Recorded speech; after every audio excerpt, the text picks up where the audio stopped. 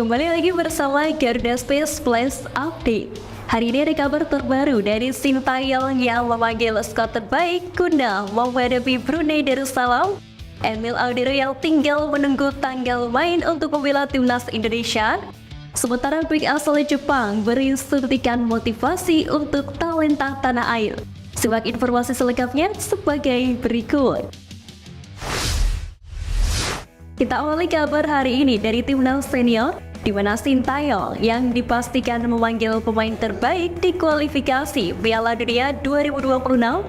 Sementara itu, striker Persik Kediri buka asa untuk dipanggil skuad Garuda.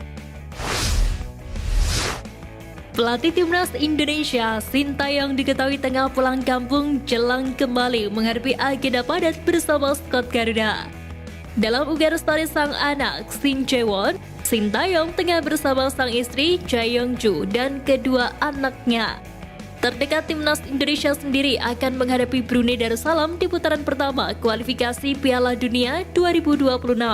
Jika menang agregat atas Brunei, timnas Indonesia sudah ditunggu lawan kuat di babak kedua kualifikasi Piala Dunia 2026 zona Asia. Tidak tanggung-tanggung, timnas Indonesia akan tergabung di grup F bersama Irak, Vietnam, dan Filipina. Asisten Sintayong Nova Arianto memberi petunjuk soal pemain yang akan dipanggil skuad Garuda di kualifikasi Piala Dunia 2026. Menghadapi Brunei, skuad Garuda dipastikan akan memanggil 25 pemain. Nova Arianto mengatakan semua para pemain terbaik di tanah air maupun di luar negeri akan dipanggil. Yang lebih penting adalah Sintayong akan memanggil beberapa wajah langganan timnas, termasuk beberapa pemain keturunan dan pemain yang tengah berkarir di luar negeri. Di sisi lain, pria berusia 44 tahun itu menjelaskan bahwa para pemain akan berkumpul di Palembang pada tanggal 9 mendatang.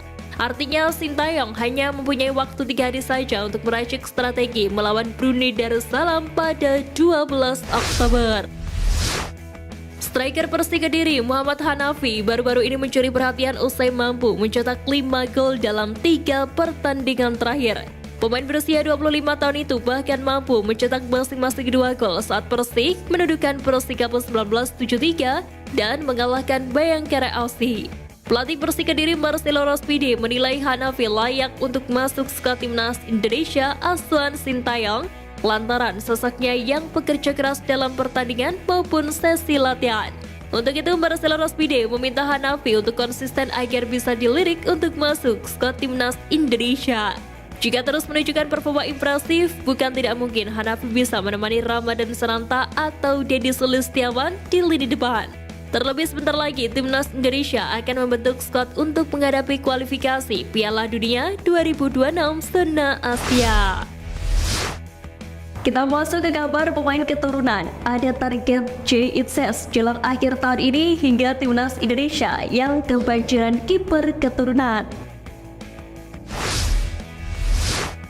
Setelah Jay Itzes berada dalam proses naturalisasi untuk menjadi warga negara Indonesia, PSSI kini juga sedang menjajaki pemain keturunan lain yang berpotensi untuk dinaturalisasi. Anggota Exco PSSI Arya Sinulinga mengungkapkan tantangan dalam proses naturalisasi pemain ini, terutama terkait kelengkapan dokumen dan darah keturunan Indonesia. Meskipun Arya tidak merinci pemain yang akan dinaturalisasi selanjutnya, nama bek berusia 20 tahun, Ryan Flaminio menjadi salah satu yang diperbincangkan. Saat ini Ryan bermain untuk FC Utrecht sebagai pemain pinjaman dari Sassuolo. Pemain keturunan Jay Itzes mengungkap mimpinya kepada media Belanda, Gelderlander.nl. Pesepak bola bertinggi badan 190 cm ini bermimpi dapat membela timnas Indonesia tahun ini, plus mengantarkan Venezia promosi ke Serie A. Dua mimpi tersebut berpotensi direalisasikan oleh Jay Itzes. Sebab pemain yang bisa berposisi sebagai bek tengah dan gelandang bertahan ini tengah dalam proses naturalisasi menjadi WNI. Sementara target promosi ke Serie A ada di depan mata. Pasalnya, hingga pekan ke-8 Serie B 2023-2024, Venezia menempati posisi 2 dengan 15 angka.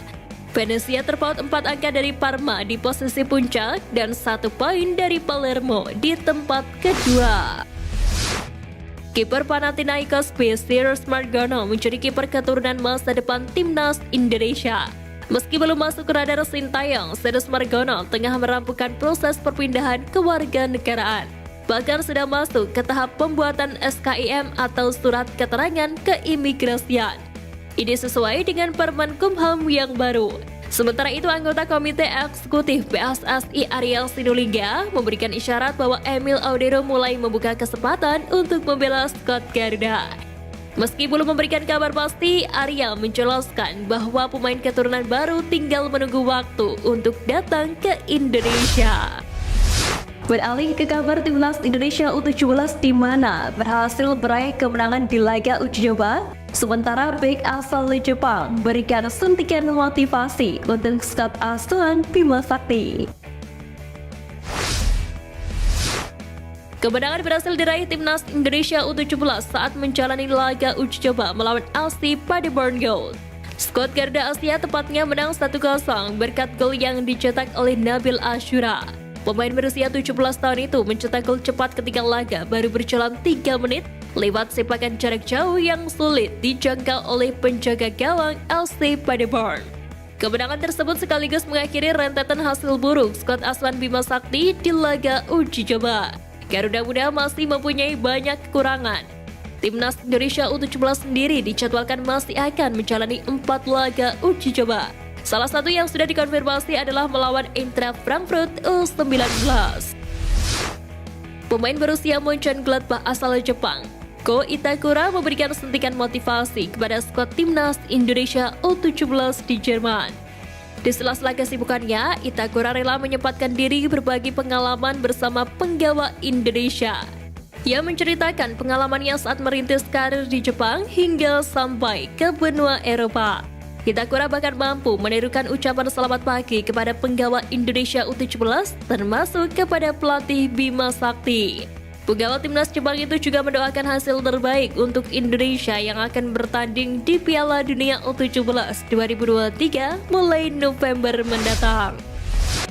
Di kabar penutup ada pesepak bola amatir Indonesia yang disorot media Eropa hingga Coach Justin yang melempar pesan khusus untuk Indra Syafri. Pengamat sepak bola nasional Justinus Laksana alias Coach Justin mengaku kecewa lantaran Indra Syafri tidak melanjutkan sistem yang sudah dirancang oleh Sintayong.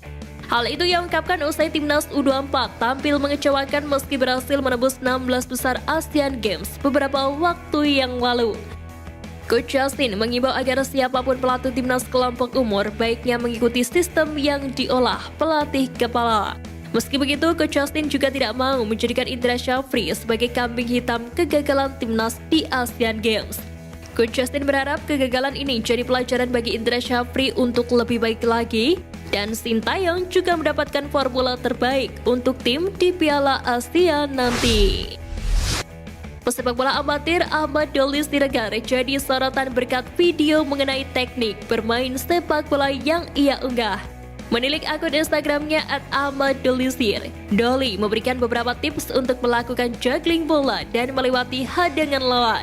Salah satu videonya bahkan mampu menembus akun sepak bola tingkat internasional yakni 43 dan mendapat perhatian dunia. Sontak hal tersebut berhasil mengundang beragam komentar dari warganet. Tentu saja kemampuan Doli dalam memainkan bola patut diapresiasi, mengingat dia jelas punya kemampuan bermain sepak bola. Jika bisa dikembangkan, maka Doli bisa saja menjadi pemain sepak bola profesional dan bahkan bermain di timnas Indonesia pada masa depan. Ketua Umum PSSI Erick Thohir telah menyepakati kelima rekomendasi simposium yang digelar oleh Presidium Nasional Supporter Sepak Bola Indonesia. Dikutip dari laman resmi PSSI, kelima rekomendasi tersebut tak terlepas untuk mensejahterakan supporter. Ketua PNSSI, Uki Nugraha atau yang akrab disapa Dek Uki berharap rekomendasi yang diserahkan ke PSSI jadi momentum supporter untuk bersatu dan mensukseskan transformasi sepak bola Indonesia.